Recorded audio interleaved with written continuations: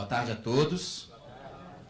Bom, pessoal, hoje, né, é um dia assim, de muita alegria, né, de muita satisfação nossa, porque eu passei a ser chefe, né, do departamento lá de fiscalização em 2014, em dia 4 de junho, domingo eu vou completar 3 anos como chefe aqui do departamento.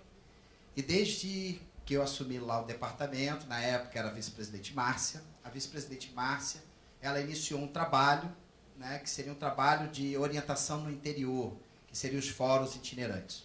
Nesses fóruns itinerantes, nós começamos então a falar sobre esse assunto, sobre responsabilidade civil do profissional de contabilidade. Eu confesso a vocês que eu sempre li muito sobre o assunto, mas não sabia da carência e do desconhecimento do profissional quanto a esse assunto. Porque percebe-se, né, que o profissional de contabilidade, seja ele funcionário de uma empresa, servidor público, dono de escritório ou trabalhando como autônomo, ele conhece profundamente, mas profundamente mesmo, a legislação, seja do seu cliente, seja do seu patrão, ou seja do governo.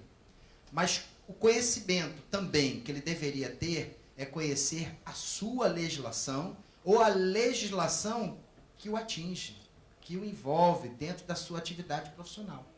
E, infelizmente, à medida que nós fomos fazendo esses fóruns no interior, eu fui percebendo que não existia isso.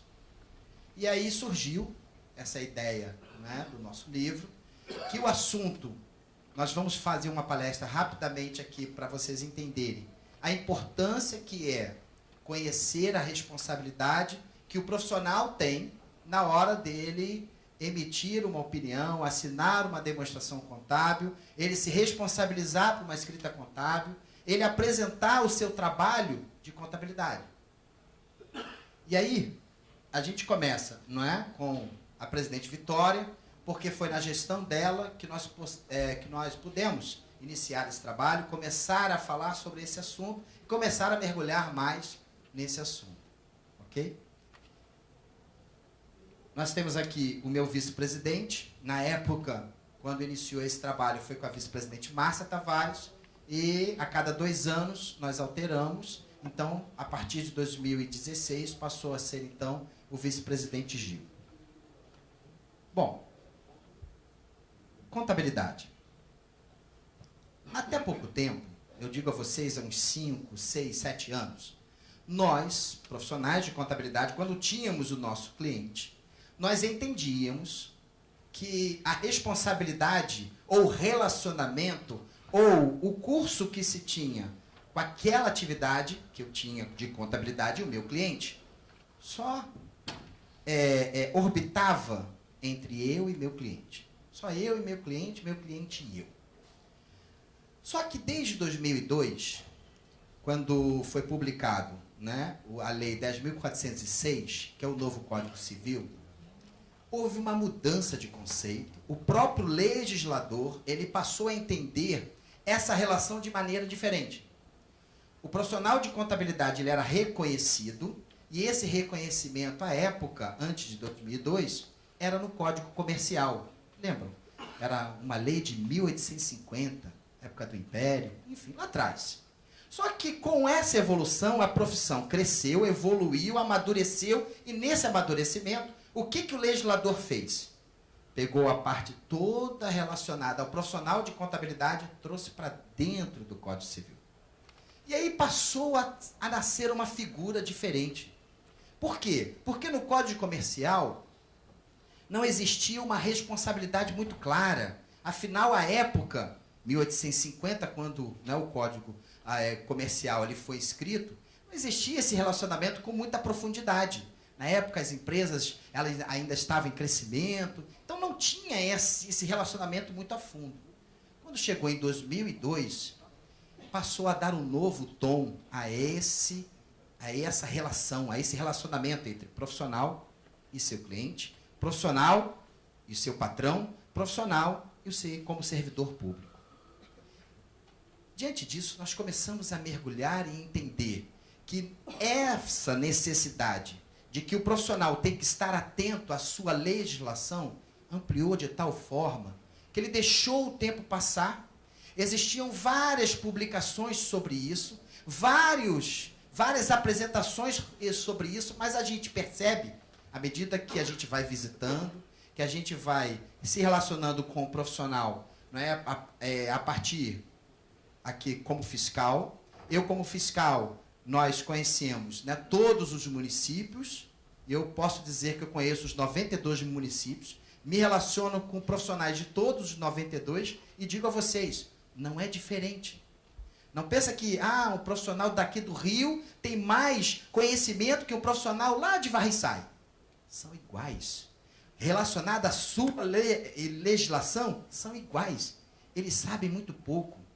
Alguns conhecem um pouco mais o Código de Ética, mas saiu do Código de Ética, ele não se relaciona muito com o Código Civil. E aí a fiscalização começou, então, um trabalho de orientação, e esse trabalho passou a buscar trazer para o profissional que ele não trabalha mais orbitando ele, seu cliente, mas existe uma sociedade que está por fora, observando, que está julgando aquela demonstração, que está julgando aquela ação daquele profissional no seu exercício. Um exemplo disso. Quantos aqui conhecem o SICAF? Todos conhecem o SICAF? SICAF é um órgão de cadastro federal, que nesse órgão de cadastro federal, as empresas que têm intenção de fazer ou participar de uma licitação, entram nesse cadastro, fazem o seu cadastro, apresentam as certidões, só que além das certidões, ela apresenta também as demonstrações contábeis. Naquele momento que apresenta as demonstrações contábeis, vou pegar o exemplo aqui do nosso querido professor José Miguel. O professor José Miguel deixou de orbitar só ele e seu cliente. Porque se o cliente dele entrou no cadastro, fez o cadastro do SICAF, todas as licitações que esse cliente dele participar, vão analisar as demonstrações que ele emitiu. Nesse momento, ele deixou de ser só ele e o cliente e passou a ser interesse público. Porque todas as empresas que vão participar de licitação, que necessitam analisar a demonstração dele, vão olhar, quem é esse contador aí? Deixa eu saber quem é esse contador, saber se esse contador realmente ele é habilitado, se não é habilitado, se ele está ativo, se ele não está ativo, se o que ele fez está de acordo com as normas brasileiras de contabilidade. Se é na hora da emissão do documento, ele usou integridade, objetividade, se ele teve competência, zelo profissional, sigilo e comportamento profissional. Aí eu coloco uma palavrinha aqui embaixo, que é uma palavrinha moderna, que chama-se accountability. A palavra moderna, que é responsabilidade com ética. Quando ele emite uma demonstração contábil, quando ele apresenta essa demonstração contábil, junto com a demonstração, vai a responsabilidade dele e a ética na hora de emitir aquele documento. Percebem como ampliou, cresceu? E aí eu fico imaginando o seguinte, o que a fiscalização pode fazer? O que o Conselho de Contabilidade pode fazer? Orientar, prevenir, atentar, chamar a atenção do profissional e dizer, olha, você está emitindo um documento contábil que você tinha por ideia de que esse documento ficava só entre você e seu cliente. Mas não é mais. Agora, existe todo um ambiente, nesse ambiente, todas as pessoas estão não só examinando, mas estão questionando e muitas vezes até, confesso a vocês como chefe do departamento de fiscalização, denunciando aqui no Conselho. Porque aquela demonstração está em desacordo, porque aquela conta está errada, porque o saldo está assim ou está assado. Percebe como é que a responsabilidade agora aumentou? E é uma coisa natural, porque o profissional fazia contabilidade naturalmente. Emitia a demonstração, o máximo que ele fazia era pegar aquela demonstração, vou no banco pegar um financiamento, não era isso? Então existia ali uma terceira pessoa que era o gerente do banco. Mas agora não. E eu falo a vocês o seguinte, SICAF é um exemplo, mas existem outros órgãos de cadastro, outras licitações, outras participações de que as demonstrações contábeis do profissional de contabilidade estão sendo encaminhadas para todos esses órgãos de participação de licitação. E aí, velho, O que é responsabilidade civil?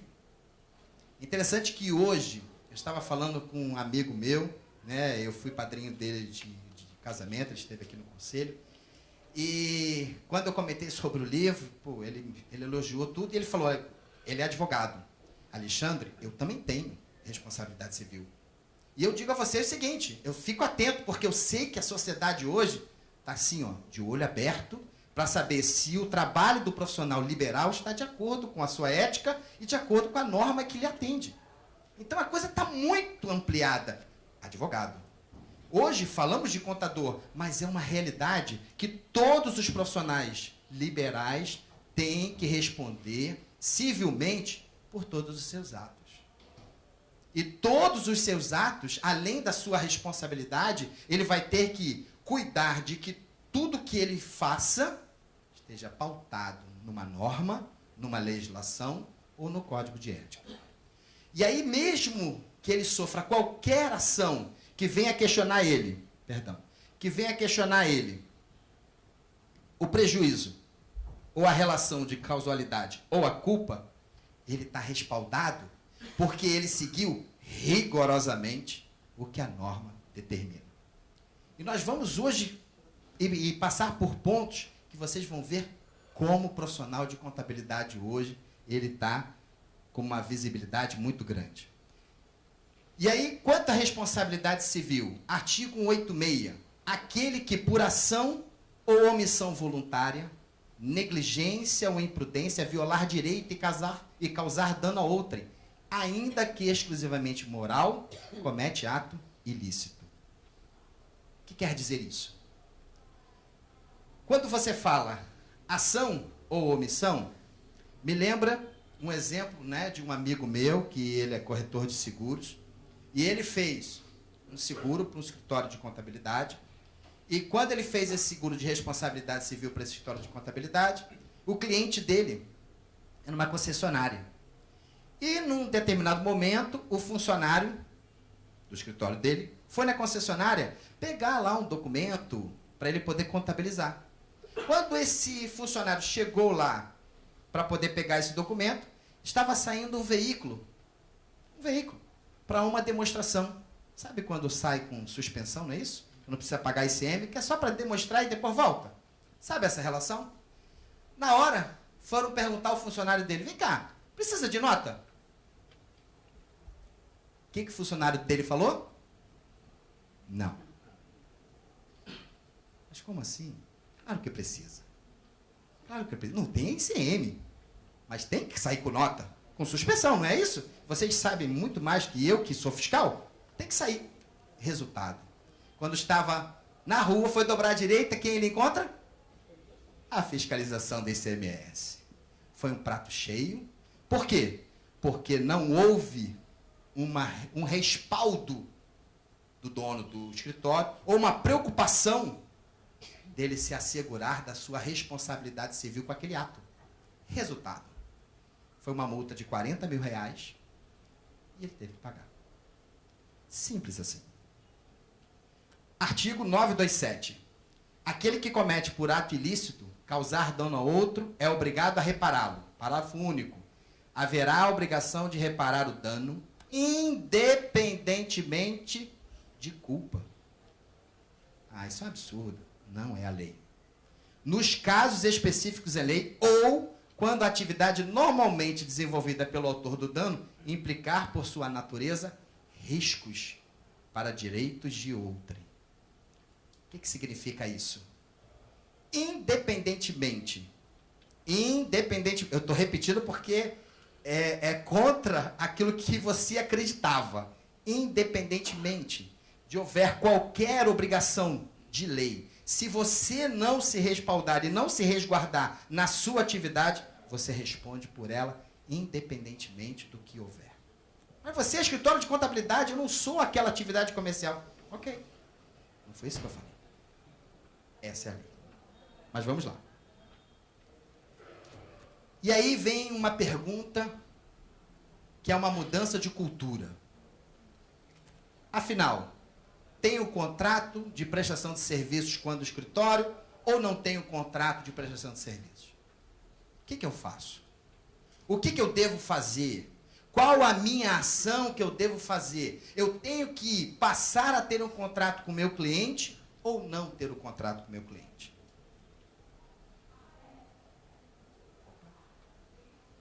Foi. Contrato é um ato bilateral. O que é um ato bilateral? É uma relação entre duas pessoas, que essa relação, a partir de todas as cláusulas ali envolvidas, é constituído lei entre as partes. Então, tudo que ocorrer relacionado àquelas duas pessoas, sejam duas pessoas jurídicas, sejam duas pessoas físicas, é constituído como lei. E aí os contratos, por sua vez, eles estabelecem regras e condições. Aí a gente começa a entender e começa a perceber que o contrato nasce no contrato, que esse instrumento passa a ser, então, uma salvaguarda do profissional de contabilidade. Lei 10.406 de 2002. Gente, esse é o Código Civil. Está em vigor desde 2002. Vou ler com paciência e com calma. Diz assim: os preponentes, quando o Código Civil ele chamar de preponente na área do profissional de contabilidade, ele está se referindo ao empresário. Quando ele se referir a preposto, ele vai estar se referindo ao profissional de contabilidade. Ok? Então diz assim: os preponentes são os responsáveis pelos atos de quaisquer prepostos, praticados aonde? Nos seus estabelecimentos, relativo à atividade da empresa, ainda que não autorizado por escrito. O que significa isso? Que o empresário, a atitude que ele tomar lá dentro, ele é responsável. Mas se por acaso um funcionário seu, olha o que eu vou falar, lembra do exemplo da concessionária? Se um funcionário seu estiver lá dentro do seu estabelecimento comercial, ele está lá dentro, fizer qualquer orientação, qualquer emissão de opinião, você passa a ser responsável junto com ele, ainda que não autorizado por escrito. Resultado: orientação que eu digo a todo dono de escritório. Vai mandar um funcionário, seja ele esses motoboys, seja ele o que for, qualquer orientação, meu filho, não faça nada. Não dê nada. Isso aí é com o escritório. Eu não posso dar orientação nenhuma. Ah, mas isso aqui, essa folha de... Não, eu não sei de nada. Não dê opinião. Oriente ao seu funcionário, oriente aquele que está subordinado a você, porque se você não estiver observando isso, você passa a ser responsável por uma informação que ele prestou. E aí vem o que o Código estabelece um pouco mais grave. Quando tais atos forem praticados fora do estabelecimento, que é o escritório de contabilidade, ok?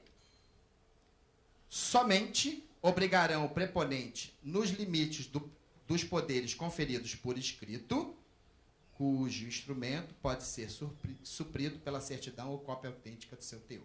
Quantos donos de escritório têm por costume, quantos donos de escritório têm por costume assinar procuração com o seu cliente? Hoje assina eletronicamente por causa das declarações, das obrigações acessórias, mas nunca foi um costume nosso assinar uma procuração. Vamos começar a repensar como ter o meu escritório de contabilidade. Porque todas as ações que você praticar, você tem que estar autorizado por escrito pelo seu cliente. Senão você não pode praticar. Esse artigo aqui é muito usado pelos advogados na hora de fazer cobrança de responsabilidade civil. Aí vocês dizem assim: tá, Alexandre, mas quantas ações você conhece que existem contra profissional de contabilidade sob responsabilidade civil? Bom, vocês vão ver no meu livro que eu conheço 15. Mas tem mais. Eu que só pude colocar 15. Mas tem mais.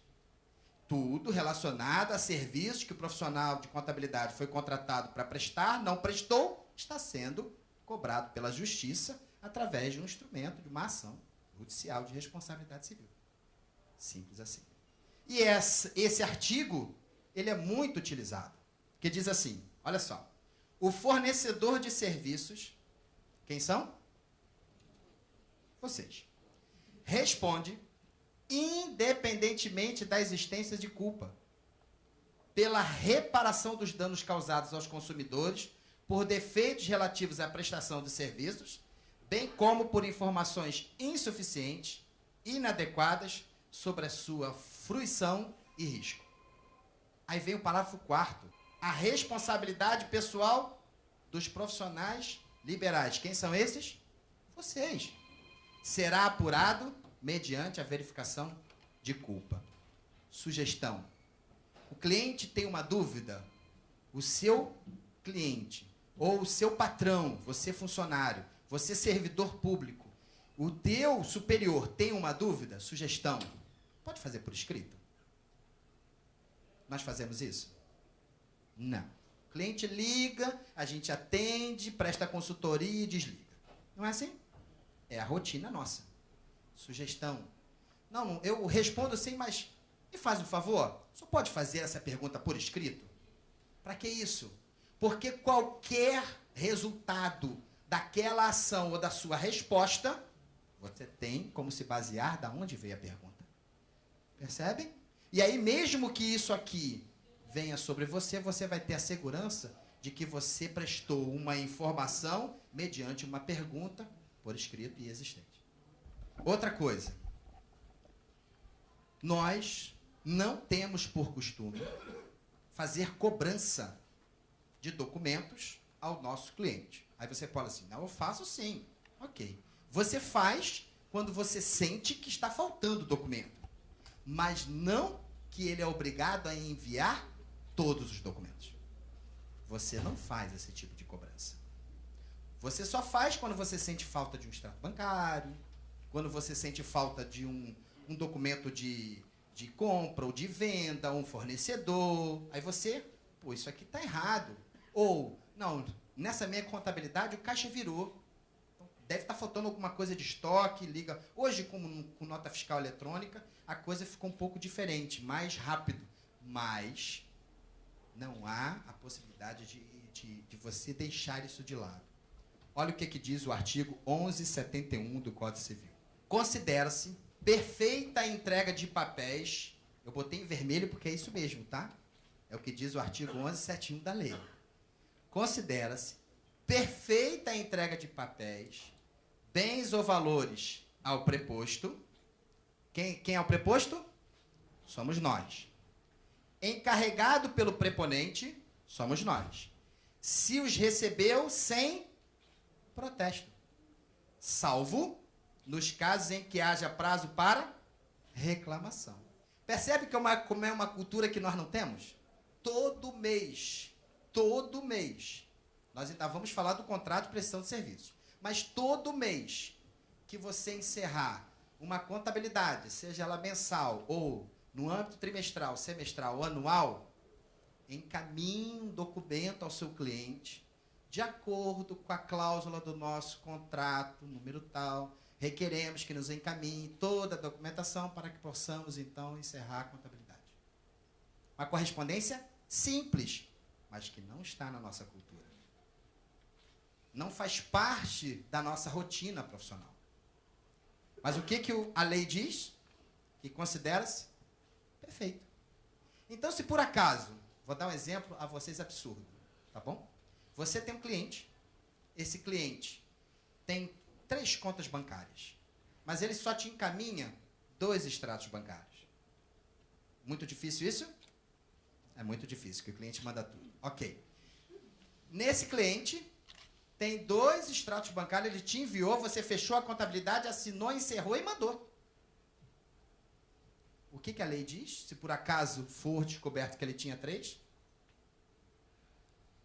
como você não reclamou, aquilo vale como responsabilidade técnica. Percebe?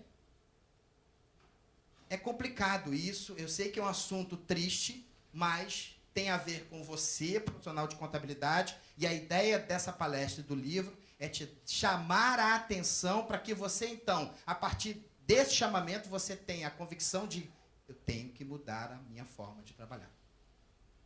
Tenho que passar a trabalhar de maneira diferente, mais coerente, mais sensato, mais sério com que eu venha prestar o meu serviço de contabilidade. E aí vem, na transferência de responsabilidade técnica para o outro profissional. Nós falamos de contrato de prestação de serviços, não foi? O artigo 1169, ele fala de um outro instrumento que não é a rotina nossa, não faz parte da nossa rotina profissional. Se eu não fazia contrato, vou fazer distrato. Não existe isso. Isso não está na nossa rotina. Bom, mas eu vou dizer uma coisa a vocês, que independentemente que você tenha contrato de prestação de serviços com seu cliente, pode ter ou pode não ter. Se o cliente for embora, faça distrato. Faça distrato de prestação de serviços. Porque olha o que diz a lei. O preposto, quem é o preposto? Nós. Não pode, sem autorização escrita, fazer-se substituir no desempenho da preposição, sob pena de responder pessoalmente pelos atos do substituto e pelas partes das obrigações por ele contraídas. O que significa isso? Eu tenho uma contabilidade e o meu cliente falou, olha, não quero mais a tua contabilidade, Alexandre, eu vou passar para o escritório do José Miguel. O que diz a lei? Se eu não fizer distrato, ele pode até fazer as obrigações acessórias, mas se o cliente, num erro dele, vier questionar, e ele, por sua vez, falar assim, eu não vou pagar, ele vai entrar com uma ação contra mim. Porque eu não fiz distrato, por eu não fazer distrato, eu sou o quê? Pessoalmente responsável pelos atos do substituto. Que absurdo! Não, é verdade. Está na lei. Passamos para o segundo ponto. Você vai ver que nós colocamos uma ideia, né? Nós fizemos até, né, no livro uma questão de uma balança, porque tem que haver o equilíbrio de duas ações de você, profissional de contabilidade. Qual é o equilíbrio? O primeiro equilíbrio é o contrato. Tenha contrato de prestação de serviços, faça contrato de prestação de serviços. Você vai ter o modelo no site do Conselho Federal de Contabilidade. Tem uma resolução que ela estabelece como você deve fazer esse contrato. Mas do outro lado da balança existe um outro ponto que, se eu não falar dele, eu não vou estar sendo justo com você. Independentemente da forma de tributação, independentemente se é enquadrado no Simples, se está subordinado à Lei Complementar 123, se é Simples Nacional, se não é Simples Nacional, não importa. Faça a escrituração contábil dos seus clientes. Por que você deve fazer a escrituração contábil dos seus clientes? Bom, primeiro, porque você é profissional de... Oh, graças a Deus. Você, como profissional de contabilidade, você foi contratado para fazer contabilidade. Mas por que muitos profissionais resistem a isso? Ah, não, esse cliente está enquadrado no Simples, Lei Complementar 123, lá só diz que eu tenho que fazer o livro caixa. É? Ok. A responsabilidade técnica nós já vimos, e vamos começar a ver o outro lado da balança da responsabilidade técnica, que diz o seguinte, artigo 1179 do mesmo Código Civil. O empresário e a sociedade empresária são obrigados a seguir um sistema de contabilidade, mecanizado ou não, com base na escrituração uniforme dos seus clientes, dos seus livros, em correspondência com a documentação respectiva, e ao levantar anualmente um balanço patrimonial e de resultado. Engraçado, ninguém nunca disse que isso estava na lei, né? Está na lei. Código Civil, lei complementar. A responsabilidade de fazer a escrituração contábil é tua, de profissional de contabilidade. Lembra que lá, o preponente, que é o empresário, e você como preposto, ele te manda toda a documentação para que você possa fazer a contabilidade. E aí, diante disso, o que a gente tem percebido no nosso dia a dia? Que o profissional, volta e meia, reforça a ideia. Não preciso fazer contabilidade do meu cliente. Afinal, ele não consegue nem mandar o extrato. É um negocinho assim pequenininho. É um barzinho pequenininho. Não precisa de contabilidade. Um barzinho pequenininho não tem nada. Ok. Pois eu digo a vocês o seguinte, por experiência de chefe de fiscalização. Normalmente, esses que dificultam a você mandar a documentação, ou dizer que não precisa, ou ficam reclamando dessa documentação, é que vão vir aqui no conselho denunciar que você não está fazendo contabilidade. São esses mesmos. E aí ele vai dizer que você não fez uma obrigação acessória, e você vai dizer que não fez porque não tinha a documentação. E aí vem a questão da documentação. Lembra? Você, como não tem instrumento, como não exigiu dele a documentação, considera-se perfeita a entrega dos documentos. Não é isso que diz a lei? E aí você acaba sendo penalizado, não só pelo conselho, mas civilmente, numa ação judicial. E aí a gente percebe que a contabilidade, ela tem uma linguagem universal. Por que eu chamo da contabilidade ter uma linguagem universal? Desde 2009, foi publicada a Resolução 1255. Essa resolução, ela passou a trazer para todas as formas de contabilidade uma linguagem só contábil em nível mundial. Então, o que quer dizer isso? A mesma demonstração contábil que você publica aqui, basta você transformar para o inglês ou para o francês, é a mesma que vai ser na França. É a mesma que vai ser na Alemanha, porque tem uma linguagem só universal. Mas aí eu pergunto, se você não faz a contabilidade, que linguagem você está tendo com o seu cliente? É aquela linguagem de que eu não fiz a contabilidade porque ele não mandou a documentação. Eu já falei, e aí eu ressalto sobre essa resolução aqui, 1418. Essa resolução, ela estabelece o seguinte. Sabe aquele barzinho que eu comentei, que era pequenininho, que não precisava fazer uma contabilidade? Ok, o Conselho Federal de Contabilidade entendeu que existem contabilidades complexas e existem realmente contabilidades mais simplificadas. Então, ele publica essa resolução, para que a partir dessa resolução, então, você possa fazer uma contabilidade mais simplificada. Afinal, microempresa e empresa de pequeno porte, eu tenho que fazer com contabilidade? Devo fazer. Bom, educação continuada e programa de educação profissional continuado. Qual é a diferença? Existe diferença? Vocês acham que há diferença entre uma coisa e outra? Parece ser a mesma coisa, né? Mas não é. Educação continuada. Diante das mudanças radicais na profissão contábil, o profissional da contabilidade deverá estar constantemente procurando se atualizar nas diversas legislações aplicadas à sua atividade profissional.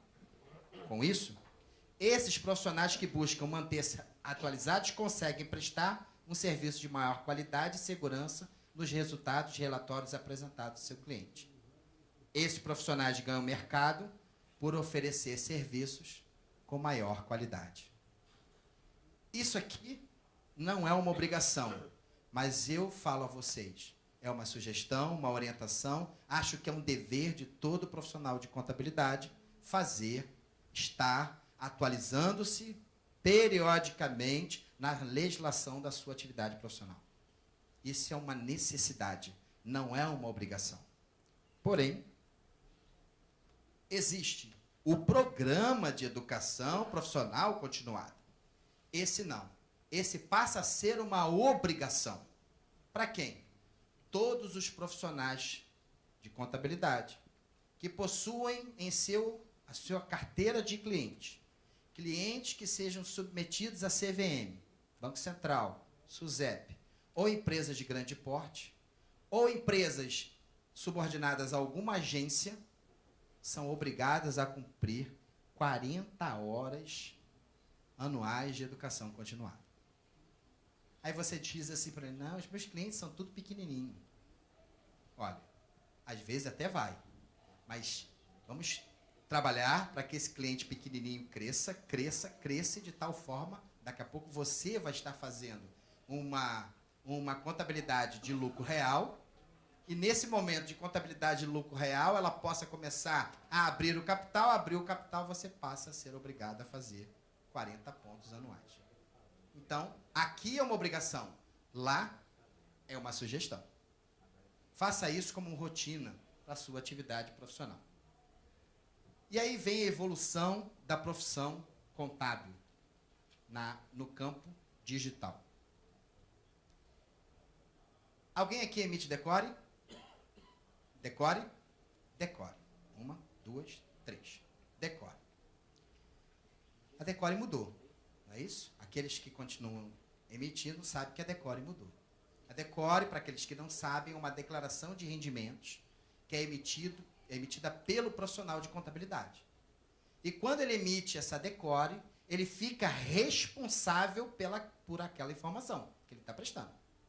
Só que até 16 de maio do ano passado, ele emitia decore, quando atingia uma quantidade de 50, aquela lista era bloqueada, você juntava os documentos correspondentes àquela emissão, trazia no conselho, o conselho vai e te liberava mais uma emissão de 50.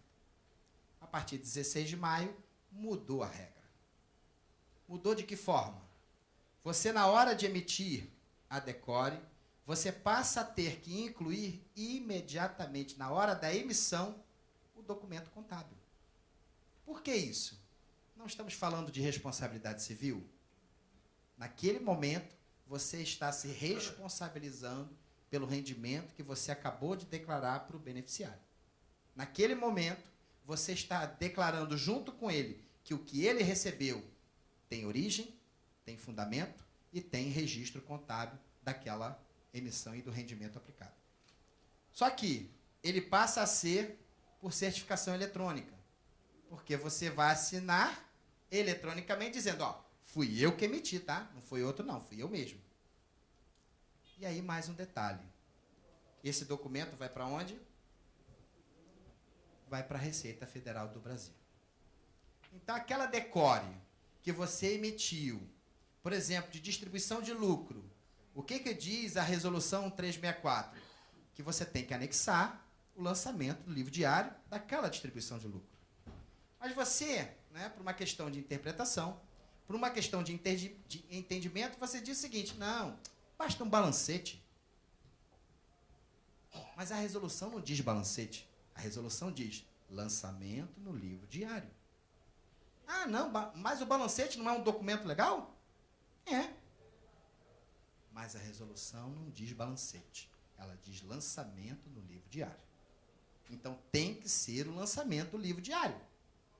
Então, sugestão, resolução 364, leia ela com detalhes, porque senão você vai estar se responsabilizando de uma coisa que, de repente, você, na sua interpretação, não estava errado, está certo, mas ela não está de acordo com a resolução 364.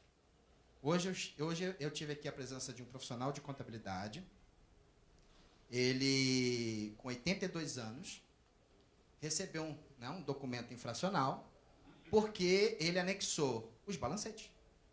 E na cabeça dele, o balancete demonstra que tinha lucro. Está certo, Alexandre? Não está. Mas, Alexandre, eu fiz o lançamento contábil. Mas você colocou o lançamento diário? Não. Então não está certo. Resultado, ele esteve comigo, ele tinha os lançamentos contábeis todos. Mas você percebe que é uma responsabilidade em cima de algo que você já poderia ter evitado lá atrás? Então, vai emitir a decore? Observe a resolução 364 para você poder entender sobre esse documento. E aí eu trago isso aqui. Essa publicação é de 26 de julho de 2015, Lava Jato. Vocês sabem como é que pegaram, começaram, como é que o Ministério Público começou a investigação em cima do Instituto Lula? Todo mundo ouve muito falar, Instituto Lula, mas como é que começou essa investigação? nessa publicação, diz que foi a partir de uma investigação na Polícia Federal referente ao SPED e SPED contábil, ó nós aí. Ó nós aí, ó o profissional de contabilidade aí. Foi a partir desse SPED contábil que o Instituto Lula passou a ser investigado de toda a sua movimentação e chegou ao que é hoje. Lembra do SPED contábil? Quantas pessoas tem que assinar? 2. Não é isso? Quem são elas? A empresa e o você. Você. Na hora de vocês enviar um SPED contábil, analise, questione, façam uma apuração antes, faça um questionamento. Não mande só por mandar, porque o prazo está chegando, não. Faça isso uma rotina na sua atividade. Outra coisa interessante, a Secretaria Estadual de Fazenda do Mato Grosso do Sul está, trazendo uma realidade para o profissional de contabilidade. O que está acontecendo lá? Existe um estudo que, se o cliente do escritório de contabilidade não vier a pagar os impostos e não vier a assumir os impostos, eles estão entrando com uma ação de regresso contra o profissional de contabilidade. Não, mas eu não sou naquela atividade. Ok. Mas o artigo do Código Civil diz que você é solidário perante terceiros. Se você fizer contrato de prestação de serviços com seu cliente, ok, você separou o que é a atividade dele, o que é a sua atividade. Interessante que eu tenho, uma experiência de um profissional, da Baixada Fluminense, que esse profissional, ele com um escritório, e nesse escritório, eu cheguei lá, no que eu abri aquele escritório tenebroso, meia luz, aquela mesinha, todo escuro, eu falei, que isso? E aquele profissional sentado, eu falei, boa tarde. Ele, boa tarde. O que houve? Eu falei, rapaz, eu estou aqui vendo como é que eu vou fazer da minha vida. O que aconteceu? Eu tinha um cliente, ele me contando. E nesse cliente, ele estava envolvido com descaminho. Eu não sei se vocês sabem o que é descaminho. Descaminho é um ato, é um crime de quando o empresário, normalmente comercial, ele pega uma mercadoria e aí ele muda a direção da mercadoria. Então a mercadoria era para o Espírito Santo, veio para o Rio de Janeiro. E mudou o caminho. É essa a ideia. E esse cliente foi investigado pela Polícia Federal. A Polícia Federal esteve no meu escritório. Na época eu tinha 80 clientes. E quando chegou aqui, abriu, pois não, queria falar com fulano de tal. Sou eu. Pois não. Eu quero saber quem é o responsável pela empresa tal. Eu falei, não, eu faço a contabilidade. Ah, é? Você aqui é o quê? Não, eu sou o escritório de contabilidade. Ah, é? Você tem alvará? Não, aqui a prefeitura não exige o alvará. Ok. Você tem contrato de prestação de serviços? Não, porque ele é meu amigo, nós fizemos uma relação, nós temos já esse relacionamento há muito tempo. Tem alguma coisa que demonstre que você não trabalha diretamente pela empresa? Não, eu tenho outros clientes. Não, mas isso não comprova. Resultado. Eles tinham um mandado de busca e apreensão, levaram os computadores todos, ele ficou 6 meses sem nada, porque a Polícia Federal entendeu que aquele escritório era uma extensão da empresa. E que fazia, erroneamente, outros clientes. Olha que loucura. Resultado, ele perdeu 70 clientes. E os outros 10, ele ainda conseguiu salvar para sobreviver à vida dele. Isso levou 6 meses. Quando terminou 6 meses, eles concluíram, não, realmente, você é um escritório de contabilidade. Só que depois de 6 meses, o que acontece? Já foi embora. Já acabou. Não tem mais nada o que fazer. Simples assim. COAF. Quem gosta de COAF aqui, hein? Ninguém gosta? Pois eu digo a vocês o seguinte, né? Fazer a comunicação ao COAF, no início eu achava isso um absurdo. Estão querendo que o profissional seja dedo duro. Isso é uma loucura. Pois à medida que a evolução digital na contabilidade começou a ser ampliada, eu digo a vocês o seguinte, o COAF, eu vou tentar em rápidas palavras, porque isso não é palestra de COAF. Se vocês quiserem ver, pode entrar lá na TV CRC, que eu fiz uma palestra 2h30, só de COAF. Vocês vão ver que é um salvaguardo para você. Informar o COAF é salvaguarda. Você pode achar assim, absurdo. Você está querendo... Não, não quero não. Leia, veja a palestra e você vai ver aqui em rápidas palavras. Bom, é uma imposição de lei, ok? É um acordo internacional entre países. E nesse acordo internacional entre países, Estados Unidos, Brasil, Europa, fazem compartilhamento de informações. O que quer dizer isso? Um brasileiro que vai para os Estados Unidos e gasta lá como um passaporte brasileiro, os Estados Unidos informam ao Brasil quanto ele gastou lá. O americano gasta aqui em dólares, o Brasil informa em dólares para os Estados Unidos quanto aquele americano gastou. Até então tá ótimo. Eu não vou para os Estados Unidos mesmo. Tá tudo ótimo, não é isso? Mas não é isso. Eu não sei se vocês sabem, mas a partir de janeiro do ano passado, entrou em vigor um sistema chamado e-financeiro. Todos conhecem? Já ouviram falar? E-financeiro. O e-financeiro, ele diz o seguinte: as empresas, seguradoras, bancos, todas as corretoras de valores, toda a movimentação nas pessoas físicas nessas instituições, acima de R$2.000 no CPF, ela comunica à Receita Federal de que aquele movimento ocorreu. Nas pessoas jurídicas, acima de R$6.000 mensais, que aquela pessoa jurídica movimentou aquilo ali. Simples informação. Mas o que isso tem a ver com o COAF? Tem a ver o seguinte, pessoal, existem movimentações que você não sabe, mas que teu cliente está fazendo. Não existe? Ou não? Ou ele te informa tudo? Não informa, ele é um bom cliente, ele manda tudo.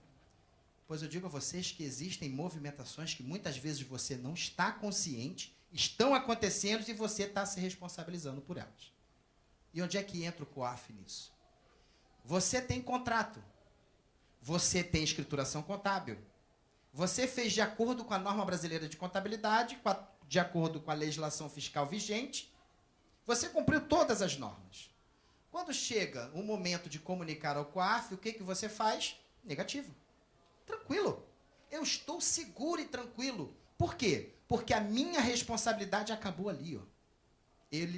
Eu não posso ser responsabilizado por algo que o meu contrato diz que o preponente tinha que mandar para mim, que o meu contrato diz os documentos que ele tinha que mandar que ele não mandou, que o meu diário diz que o que ele mandou eu escriturei. A partir daí, eu não tenho uma responsabilidade nenhuma. Eu vou e comunico ao COAF. Percebe? E aí vem. Eu faço aqui um comparativo rápido, porque realmente a gente não vai falar de COAF, mas se vocês puderem, né, sobre curiosidade, existe a resolução 24 e a resolução 24 é do COAF e a 1445 de 13 é a do CFC. Se o CFC não publicasse uma resolução referente à obrigação ao COAF, nós iríamos nos submeter à resolução 24. E aí um exemplo assim simples, depois você pode olhar lá. Se nós estivéssemos submetidos à resolução 24 do COAF, a multa ali começa em R$100.000. De brincadeira. Algo absurdo fora da realidade da nossa atividade profissional. Então o CFC publicou a resolução para trazer para si, dentro das normas brasileiras de contabilidade, uma atividade que ela é privativa. Então tudo que eu fizer dentro da minha atividade privativa, eu estou cumprindo a 1.445. Simples assim. E aí vem, o que é lavagem de dinheiro aí? Alguém sabe? É eu pegar o dinheiro, colocar na máquina de lavar, ligar e lavar dinheiro, é isso? Lavagem de dinheiro é o ato de esconder a origem de uma quantidade de dinheiro conseguida de forma ilícita. Simples assim. Você tem um cliente. Vou dar um exemplo aqui. Nós temos aqui um profissional que veio nos procurar e ele tinha um cliente e esse cliente, ele é incorporadora de imóveis. Uma dessas casas aí, né, de sonho, lá da Barra da Tijuca, sabe essas casas que custam, simples, 2,5 milhões, 3 milhões, enfim. E esse cliente fez essas casas maravilhosas e falou com ele, ligou para ele, olha, estou com um problema aqui. Ah, é? Qual o problema? Eu estou com um cliente que ele quer comprar uma casa. Não. Você vende casa, ele quer comprar uma casa, mas qual o problema? É que ele está com uma mala de dinheiro de 2 milhões de reais e quer comprar à vista. O que eu faço?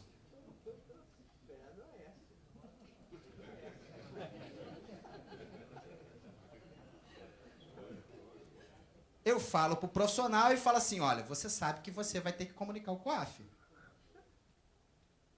A primeira coisa é, você já perguntou a origem? Já ele falou para eu nem perguntar mais. Como assim? Gente, realidade do profissional de contabilidade. Resultado. O cliente, eu não quero nem saber dessa venda. Não, só pode ir embora, não vai comprar, foi isso que ele fez? Não. Levou 3 meses, quando chegou na contabilidade um movimento, ele vendeu a casa. É claro que ele vendeu a casa. Só que aí ele fez uma bagunça. Pegou parte, colocou na empresa como não tinha origem, parte na pessoa física, parte no outro sócio, parte... Enfim, fez uma verdadeira lavagem de dinheiro. E você, profissional de contabilidade, como é que você faz? Para você refletir. Outra coisa, outro desafio que eu coloco. Qual é a diferença entre lavagem de dinheiro e sonegação? Porque às vezes o teu cliente, ele não quer lavar, ele quer sonegar, ele não quer pagar imposto. Mas não tem nada a ver com lavagem. Eu costumo dizer o seguinte, um exemplo, falamos da mala de 2 milhões de reais. Mas imagina o seguinte, você tem um cliente que ele é mercadinho e ele tem 4 filiais. Daquele da antiga, sabe, Zé Miguel? Da antiga. Ele gosta de passar, pegar o dinheiro, ele mesmo fazer a ida e ir para o banco. Se ele andar com uma mala de 200 mil reais, tem algum problema? O que vocês acham? É incomum, porque no Rio de Janeiro é perigoso. Mas ele tem origem? Tem, ué. Tem, a atividade dele é mercadinho. É isso que eu digo a vocês, que nós temos, na nossa atividade profissional, fazer essa diferença. O que ele muitas vezes não quer é pagar imposto.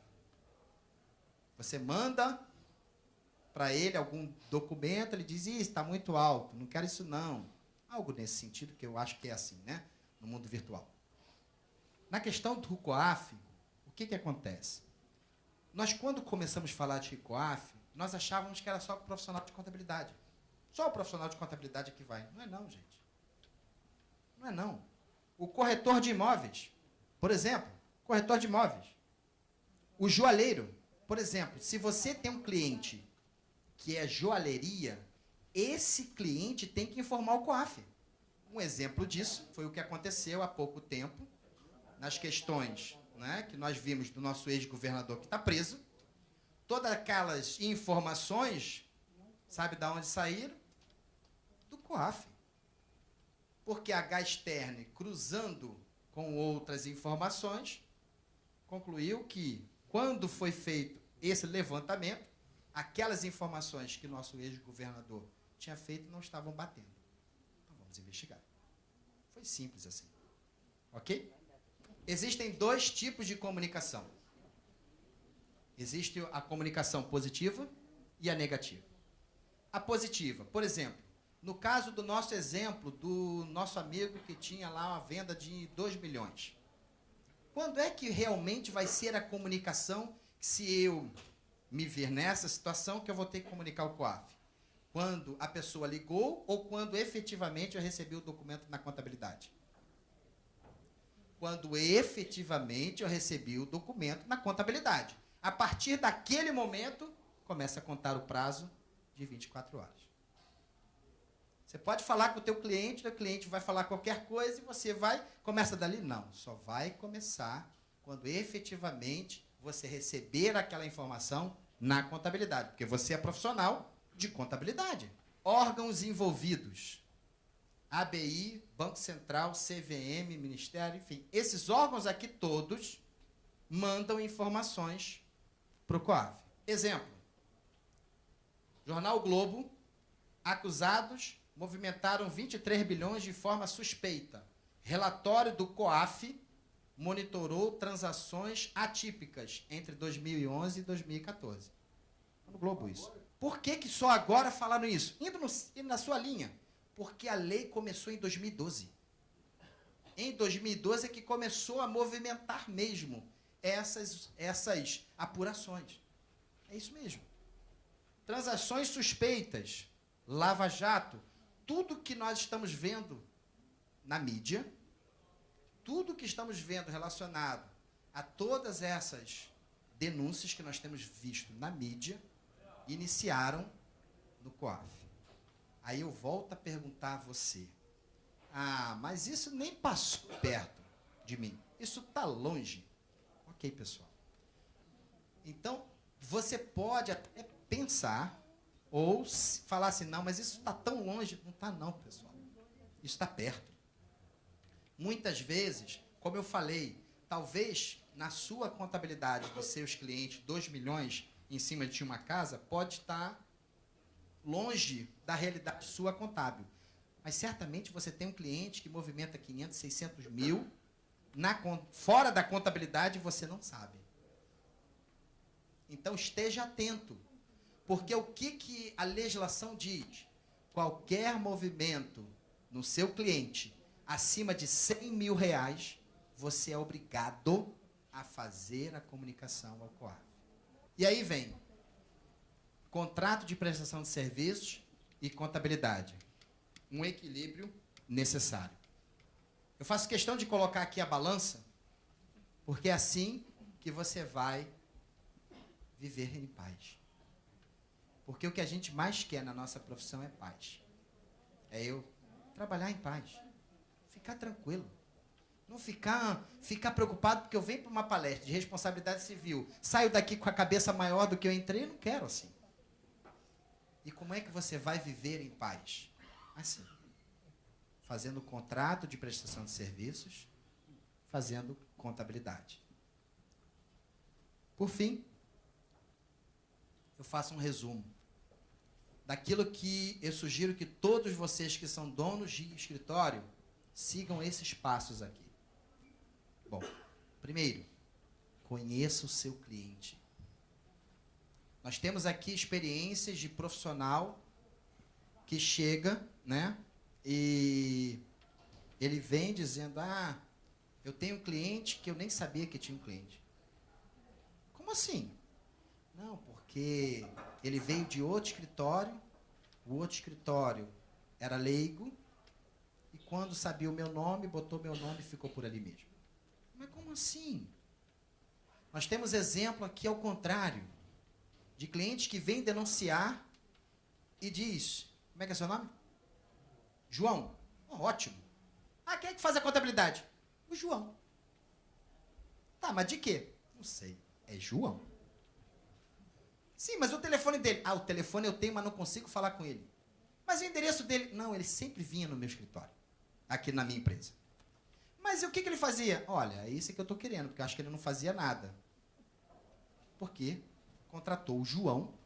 Quem é João? Sei. Então conheça o seu cliente. Vai lá, toma um café com ele. Veja a estrutura dele. Para você saber se tudo que ele faz tem origem. Sem perguntar.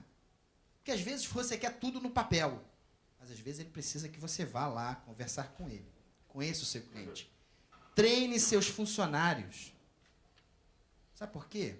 À medida que o escritório cresce um pouquinho mais, a verdade é que você analisa as demonstrações contábeis, mas quem executa efetivamente são seus funcionários.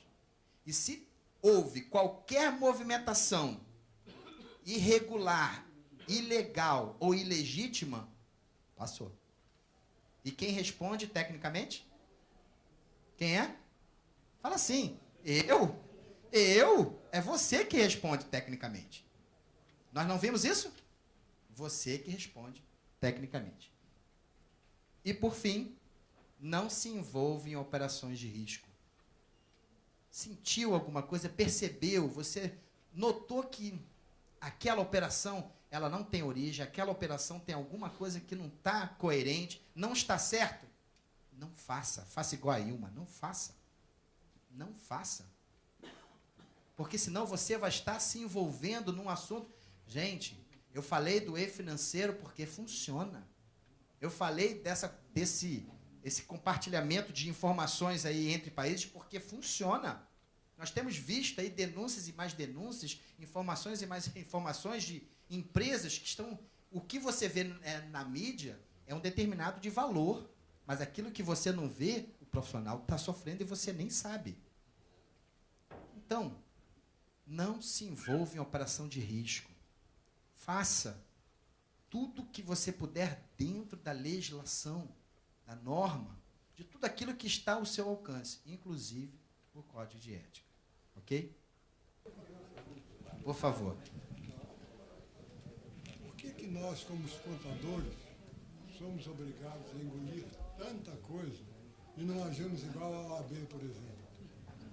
Bom, são atividades diferentes, né? São atividades... Eu costumo dizer o seguinte, né? A atividade, né, de advocacia é uma atividade que ela tem, né, uma movimentação, pode até ter mensal, mas o seu resultado é sazonal. É a medida do resultado da ação. E aí ele vai. Então, a forma como a operação é feita é diferente da atividade contábil. A atividade contábil é uma atividade rotineira. Então, rotineiramente, ele tem que estar conectado à sua legislação. O que eu vejo, e é isso que nós vimos aqui, que se você fizer uma reflexão, atitudes mínimas, simples, a maioria dos escritórios de contabilidade não fazem. Contrato de prestação de serviços é simples, mas não faz. Ah, por quê? Meu amigo. Ah, ele cresceu comigo. Ok.